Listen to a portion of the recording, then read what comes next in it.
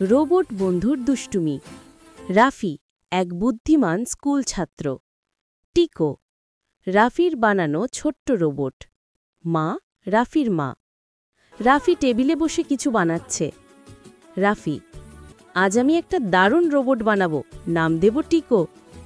কিছুক্ষণের মধ্যে রোবট জেগে উঠে। টিকো, হ্যালো রাফি, আমি টিকো। রাফি, ওয়াও, তুমি কাজ করছো? রাফি স্কুলে গেলে টিকো ঘরে একা। টিকো, বোরিং লাগছে, একটু ঘর পরিষ্কার করি। ঘর পরিষ্কার করতে গিয়ে সব জিনিস উল্টে পাল্টে ফেলে দেয়।